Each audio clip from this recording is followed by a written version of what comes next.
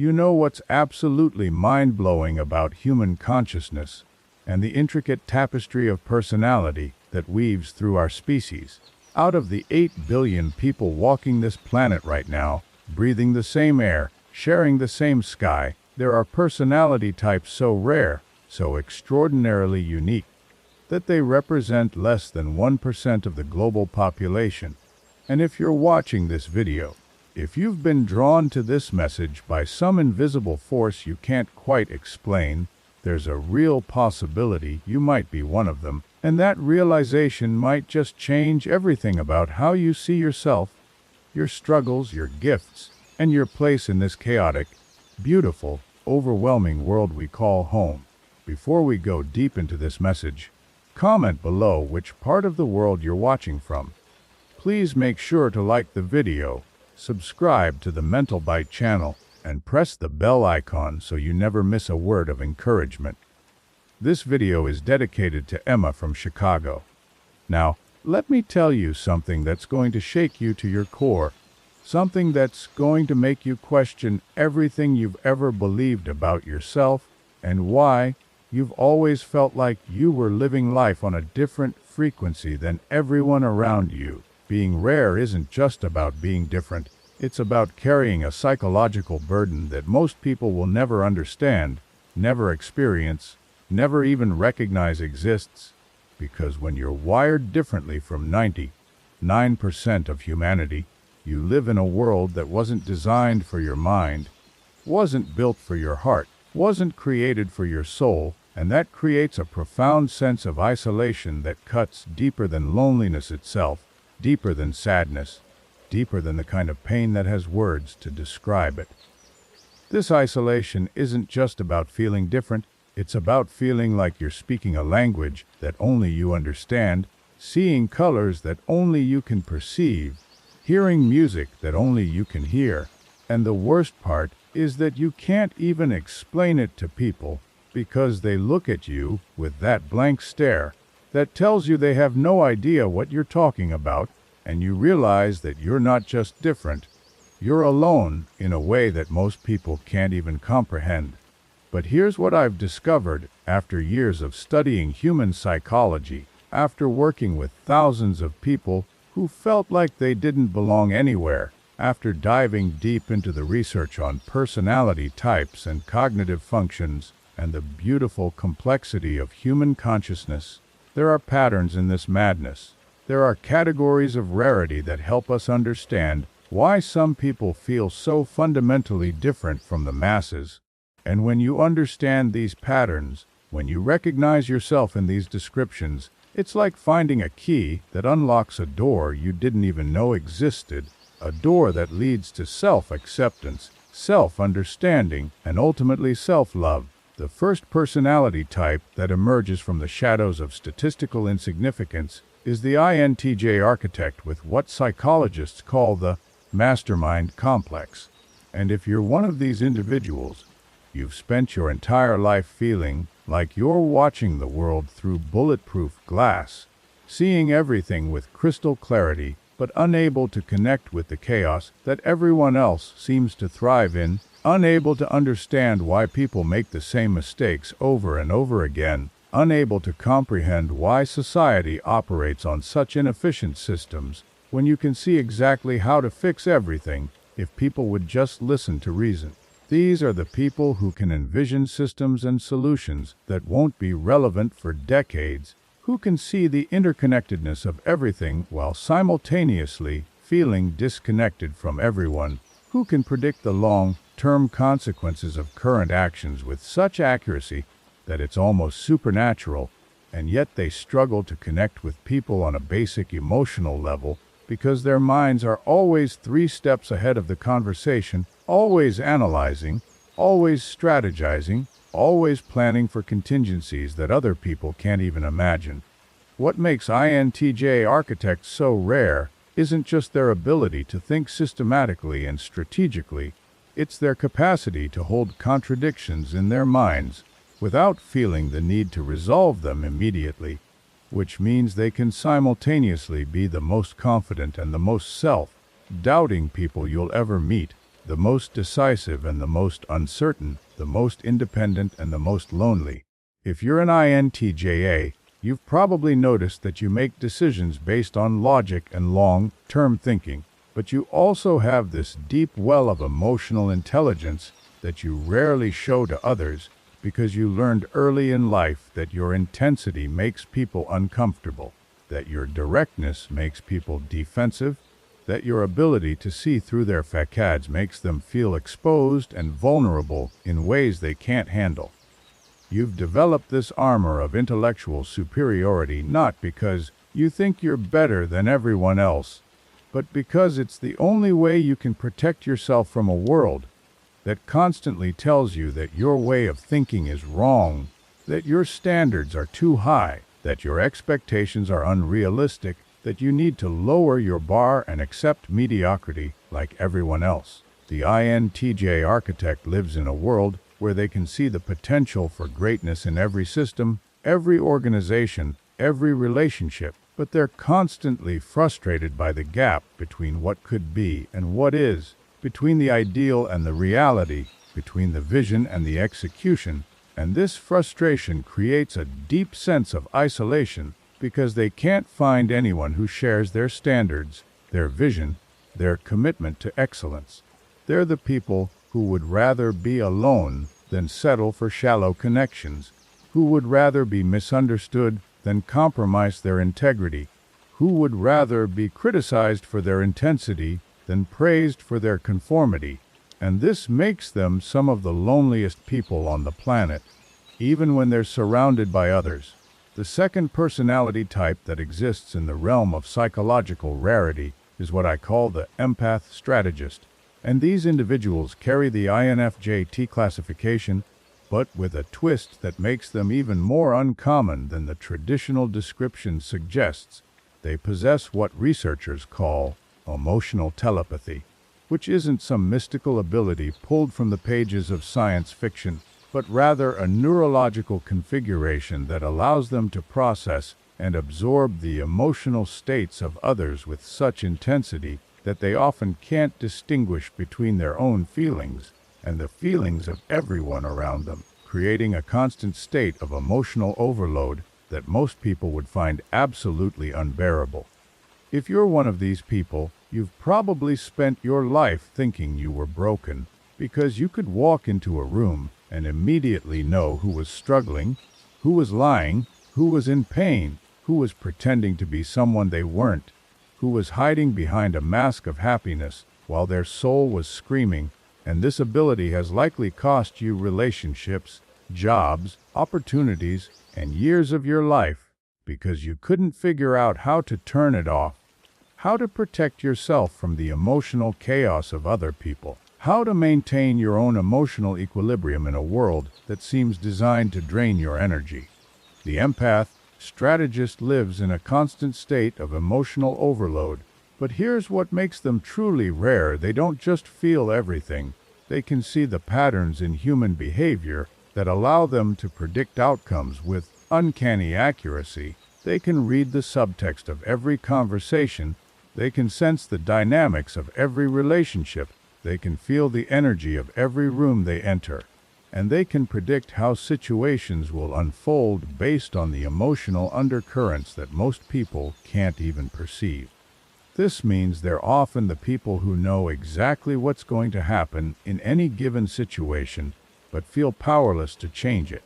because they understand that most people aren't ready to hear the truth about themselves, aren't ready to face the reality of their own emotional patterns, aren't ready to take responsibility for the energy they bring to every interaction. These individuals often become the unofficial therapists for everyone in their lives, the ones people come to when they need to make sense of their chaos, when they need someone to understand their pain, when they need someone to see them for who they really are beneath all the masks and pretenses and social conditioning, but they rarely have anyone to turn to with their own emotional complexity, because their inner world is so intricate and layered that most people can't even begin to understand it, let alone navigate it with the sensitivity and depth that it requires. The empath strategist carries the weight of everyone's emotions while simultaneously trying to make sense of their own, and they're constantly walking this tightrope between being available for others and protecting their own emotional well-being, between being authentic and being overwhelming, between sharing their insights and being dismissed as too sensitive or too intense. They're the people who can see the potential for healing in every broken person, the possibility for growth in every challenging situation, the opportunity for connection in every moment of vulnerability. But they're also the people who carry the burden of knowing that most people will choose comfort over growth, familiarity over truth, and surface-level connections over the kind of deep, authentic relationships that their souls crave. The third personality type that emerges from the statistical margins is the philosopher, warrior, and these are the people who carry the ENPA classification, but with a level of intellectual aggression and philosophical intensity that makes them simultaneously the most fascinating and the most exhausting people to be around, because they approach every conversation like it's a battle for truth, every interaction like it's an opportunity to explore the fundamental nature of reality, every relationship like it's a laboratory for understanding human consciousness.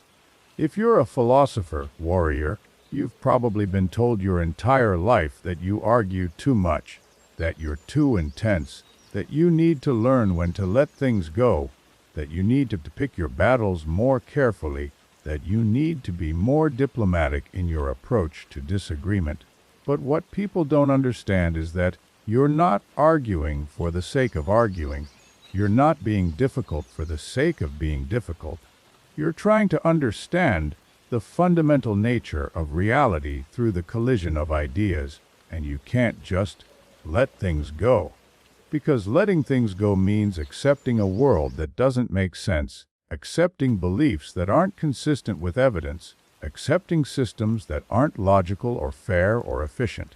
These individuals have minds that work like intellectual particle accelerators, constantly smashing concepts together to see what new insights emerge from the collision, constantly questioning assumptions that most people take for granted, constantly challenging beliefs that most people hold sacred, and they're driven by this almost pathological need to understand not just what people think, but why they think it, where their beliefs come from, whether their thinking is consistent with their stated values and beliefs, and whether their worldview can withstand the scrutiny of logical analysis. The philosopher warrior lives in a world where every conversation is a potential battlefield of ideas, where every social interaction is an opportunity to explore the depths of human consciousness, where every disagreement is a chance to discover new truths, and where silence feels like death, because their minds are constantly generating new connections and possibilities that they need to express, or they'll explode from the pressure of all that mental energy. If you're one of these people, you've probably noticed that you have an almost supernatural ability to see through people's facades and get to the heart of who they really are, to identify the contradictions in their thinking, to spot the inconsistencies in their behavior, to recognize the gap between what they say and what they do. But you've also learned that this ability makes most people incredibly uncomfortable because they're not used to being seen so clearly. They're not used to having their beliefs challenged so directly. They're not used to being pushed to think more deeply about their assumptions and worldviews. You've probably been accused of being manipulative or controlling when all you're really doing is trying to help people understand themselves better, trying to help them see the world more clearly, trying to help them think more critically about their beliefs and assumptions. But most people interpret your intensity as aggression, your passion as anger, your curiosity as judgment, and your desire for truth as an attack on their identity. The philosopher warrior carries the burden of seeing the world as it really is, not as people want it to be, not as society pretends it is, but as it actually is in all its complexity and contradiction and beautiful messiness, and they're constantly frustrated by the gap between what is and what could be, between the way people think and the way they could think, between the conversations people have and the conversations they could have if they were willing to go deeper, to be more honest, to be more vulnerable, to be more real. The fourth personality type that occupies the rarefied air of psychological uniqueness is what I call the quiet revolutionary. And these individuals carry the ISPT classification, but with a twist that makes them almost impossible to identify, because they hide their true nature behind a mask of compliance and agreeableness, behind a facade of gentleness and accommodation that makes people underestimate them, dismiss them, overlook them, and assume they don't have strong opinions or the courage to stand up for what they believe in. If you're a quiet revolutionary, you've probably spent your entire life being underestimated, overlooked, and dismissed as someone who doesn't have strong opinions or the courage to stand up for what they believe in. Someone who goes along to get along, someone who avoids conflict at all costs, someone who doesn't have the fire or the passion or the strength to make a real difference in the world. But the truth is that you have such a deep and unshakable sense of your own values that you don't need to constantly broadcast them to the world to know they're real.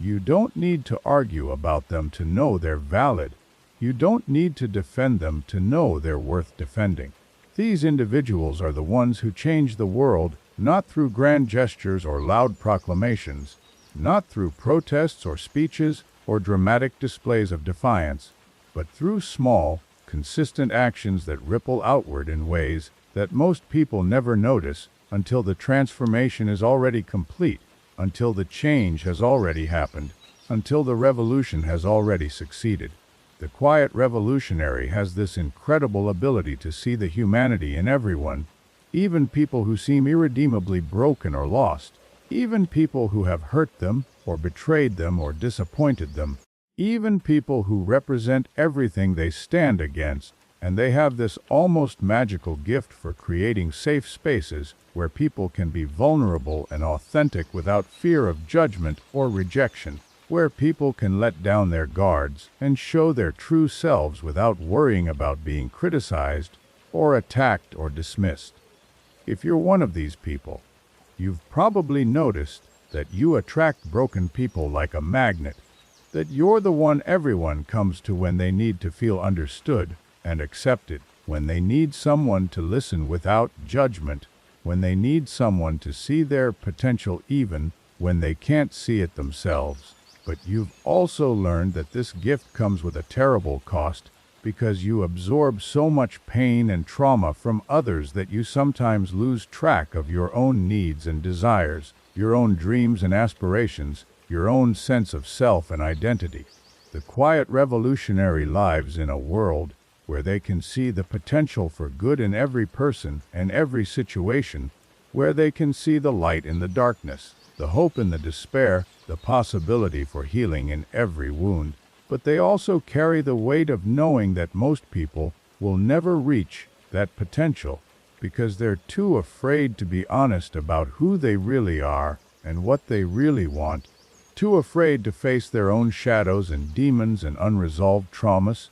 too afraid to do the hard work of growth and transformation that real change requires. They're the people who hold space for others to heal, who create environments where growth is possible, who believe in people even when those people don't believe in themselves. But they're also the people who often sacrifice their own well-being for the sake of others, who give so much of themselves that they forget they also need care and support and understanding, who become so focused on helping others that they neglect their own journey of self-discovery and self-actualization. The fifth and perhaps most enigmatic personality type that exists in the furthest reaches of psychological rarity is what I call the mystic analyst. And the individuals don't fit neatly into any of the traditional personality categories because they represent a fusion of seemingly contradictory traits that shouldn't be able to coexist in the same person,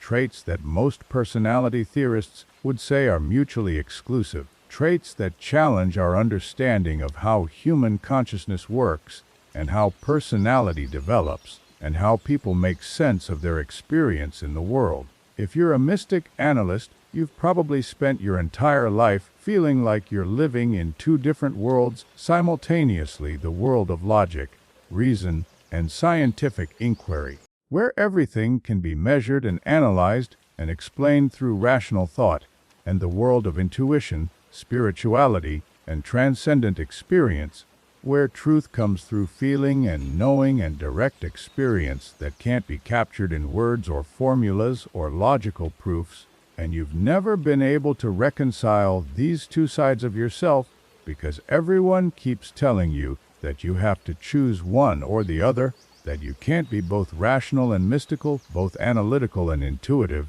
both scientific and spiritual. These individuals have minds that can simultaneously engage in rigorous analytical thinking and profound mystical experiences, and they can shift between these modes of consciousness with such fluidity that they often confuse and intimidate people who are more comfortable with clear categories and boundaries, people who need to put everything in neat little boxes with clear labels and definitions. The mystic analyst sees patterns and connections that exist beyond the realm of conventional logic, patterns that can't be proven through traditional scientific methods, but that feel as real and valid as any empirical data, connections that transcend the boundaries of individual consciousness and tap into something larger and more universal, something that connects all of existence in ways that most people can't even imagine. But they also have this deep need to understand and explain these patterns in ways that make sense to rational minds,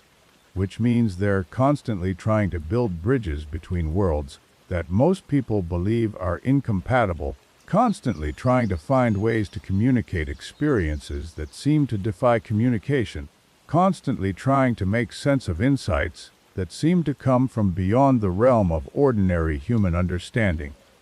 If you're one of these people, you've probably noticed that you have experiences that you can't easily explain to others, moments of insight or awareness that seem to come from somewhere beyond your conscious mind, moments when you feel connected to something larger than yourself, moments when you understand truths that you couldn't have arrived at through logic alone. But you've also learned that talking about these experiences makes people uncomfortable, because they challenge the fundamental assumptions that most people use to make sense of reality,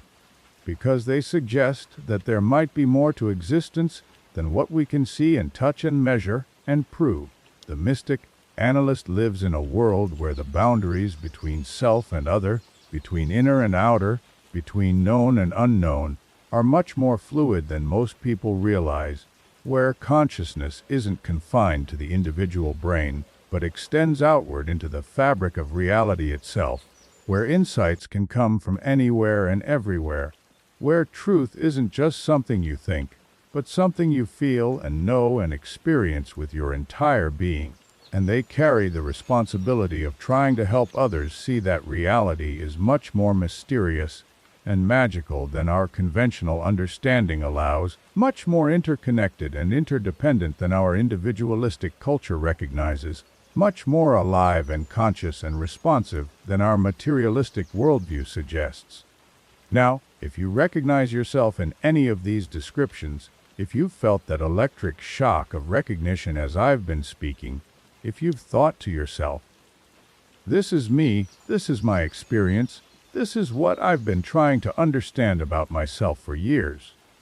then you need to understand something crucial. Being rare isn't a blessing or a curse. It's a responsibility, because when you're wired differently from the vast majority of humanity, you have access to perspectives and insights that the world desperately needs. You have gifts and abilities that can solve problems other people can't even see. You have the capacity to contribute to human understanding and human progress in ways that common personality types simply cannot. But you also carry the burden of living in a society that often doesn't know what to do with people like you, that doesn't have systems in place to nurture and support your unique gifts, that doesn't understand your needs or your struggles or your way of being in the world. The tragedy of rare personality types is that they often spend their lives trying to fit into boxes that were never designed for them, trying to be normal when normal was never an option,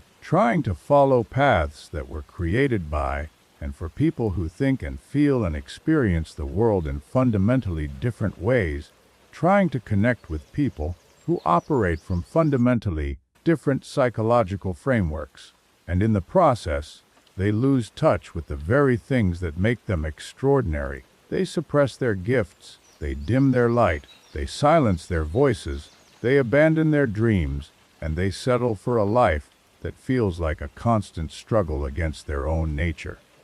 If you're one of these rare individuals, you've probably spent years feeling like there was something wrong with you,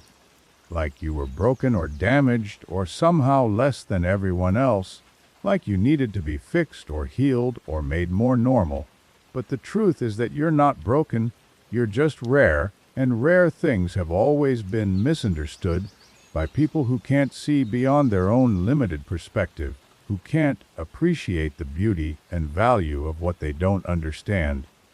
who can't recognize the gifts that come wrapped in packages they're not familiar with.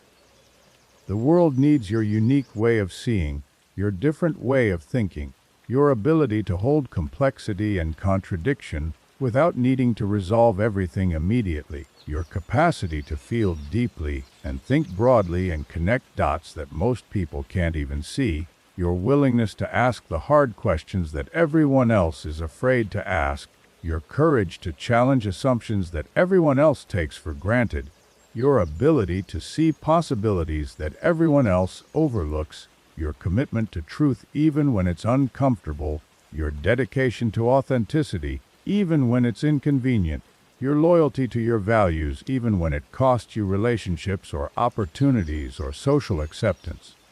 But here's the thing that nobody tells you about being rare A. You can't wait for the world to understand you or appreciate you or make space for you, because the world is set up to reward conformity and punish deviation, to celebrate sameness and fear difference, to prefer the predictable over the exceptional, the familiar over the revolutionary, the comfortable over the transformative. And if you keep waiting for permission to be who you are, if you keep waiting for someone to validate your experience, or confirm your worth, or tell you that it's okay to be different, you'll spend your entire life waiting, you'll waste your precious gifts, you'll squander your unique potential, and you'll die with your song still inside you. The key to thriving as a rare personality type isn't learning how to fit in, it's learning how to stand out in ways that serve both you and the world around you. And that means accepting that you're going to be misunderstood, that you're going to be lonely sometimes, that you're going to face rejection and criticism, and people who try to convince you that you're wrong about yourself,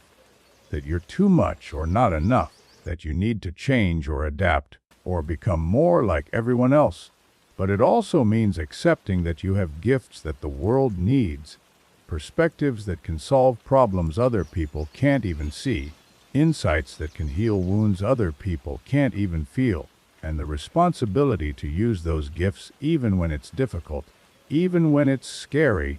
even when you're not sure anyone will understand or appreciate what you're trying to do. The most important thing you can do as a rare personality type is to find your tribe, to connect with other people who see the world the way you do, who understand the complexity of your inner experience, who can appreciate the depth and intensity of your perspective without trying to change you or fix you or make you more palatable to the masses, who can hold space for your gifts without being threatened by them, who can support your growth without trying to control your direction, who can love you for who you are rather than who they think you should be. These connections might be rare, they might be hard to find, they might require you to be vulnerable in ways that feel terrifying, they might force you to risk rejection and disappointment and the possibility that you'll be misunderstood even by people who seem like they should get you, but they're absolutely essential for your psychological survival and your ability to contribute meaningfully to the world, because when you're surrounded by people who don't understand you, who don't appreciate your gifts, who don't see your value, you start to doubt yourself. You start to wonder if maybe there really is something wrong with you. You start to believe that maybe you should just try harder to be normal, to fit in, to be like everyone else. And when you do that, you rob the world of something precious and irreplaceable, something that only you can offer,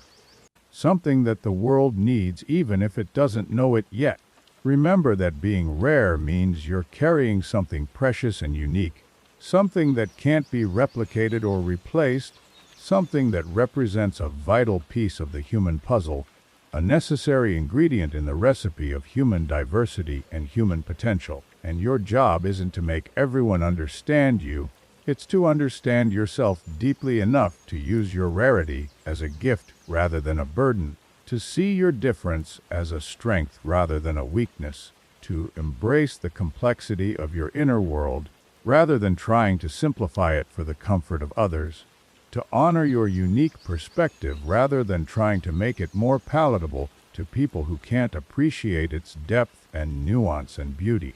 The world is full of common people doing common things in common ways, and while there's nothing wrong with being common, while the world needs common people to keep the basic functions of society running smoothly, there's something extraordinary about being rare, about having the courage to be different, about carrying perspectives and insights that can change the way we understand ourselves and each other, about being willing to stand apart from the crowd and speak truth that others are afraid to speak,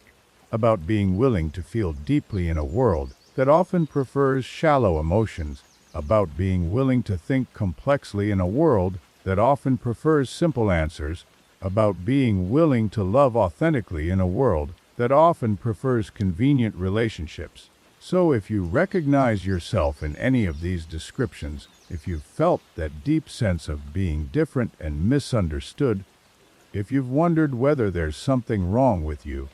or whether you're just wired differently from most people, I want you to know that you're not alone, that your rarity is not a mistake, that your difference is not a problem to be solved, but a gift to be shared, that your intensity is not too much, but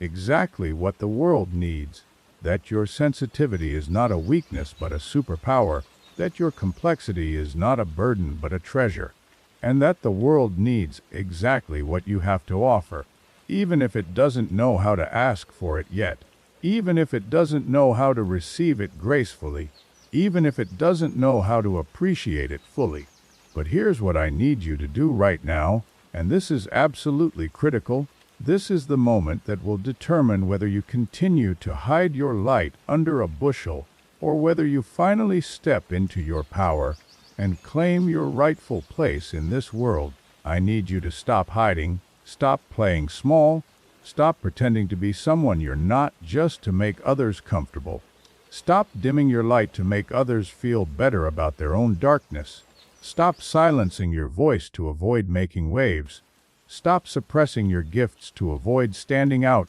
Stop apologizing for who you are to make others feel less threatened by your presence.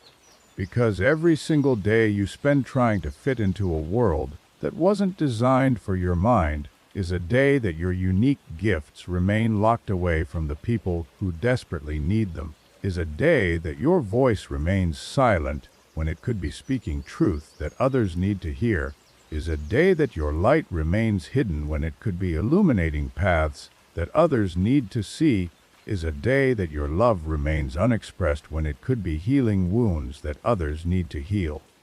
If this message resonated with you,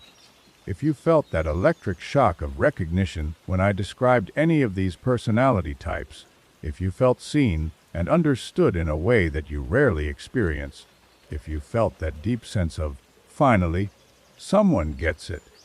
then you have a choice to make right now. You can close this video and go back to pretending you're just like everyone else. You can continue hiding your gifts and playing small and settling for a life that feels like a constant struggle against your own nature. Or you can make the decision to step into your power and embrace the extraordinary person you were born to be. You can choose to honor your rarity as the gift it is. You can decide to stop apologizing for who you are and start celebrating what makes you different. You can commit to finding your tribe and building the connections that will support your growth and amplify your impact. You can choose to use your gifts in service of something larger than yourself, something that matters, something that makes a difference in the world. I want you to comment below and tell me which personality type you recognized yourself in. Tell me about the moment you realized you were different. Tell me about the struggles you've faced and the gifts you've been hiding. Tell me about the dreams you've been afraid to pursue and the truth you've been afraid to speak.